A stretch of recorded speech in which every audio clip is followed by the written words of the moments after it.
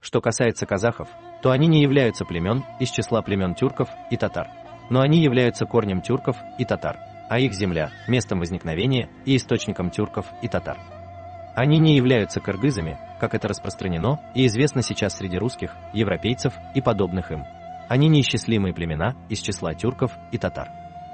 Они остались чистокровными тюрками и татарами. Их родословная никогда не смешивалась с родословной другого народа, в отличие от остальных тюрков и татар, которые вышли из этих мест. Их место обитания сейчас называется казахской степью, относящейся к ним. Она известна как Туркестан и Большой Татарстан, по той причине, что она является местом происхождения племен тюрков и татар, их источником и колыбелью. Некоторое время она была известна как Дешт и Кыпчак. Как было упомянуто ранее при разъяснении их состояния и тюркских племен, живущих там и входящих в название казахи.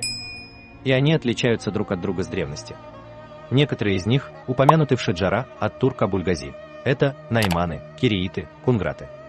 Но многие из них не были упомянуты. Это Аргын, Джабас, Тама, Табын и другие.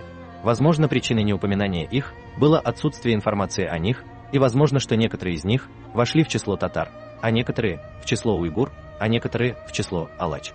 А сейчас эти имена забыты и оставлены, потому что каждый из них делится на многочисленные ответвления.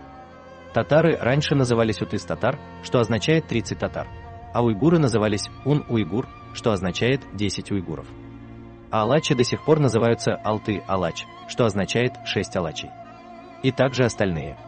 Эти племена называются сейчас казахами. Мурат Рамзи, Талфик, Аляхбар, Ва, Талких Алясар Фи Вакаи, Казан Ва Булгар, Ва, Мулюк, от татар. Том 1, Уфа, 2017. Мурат Рамзи, видный российский представитель мусульманской науки и религии, историк. Автор двухтомного исторического произведения «Тальфик Аляхбар», посвященного истории тюрков, проживавших в царской России. Годы жизни 1854-1934.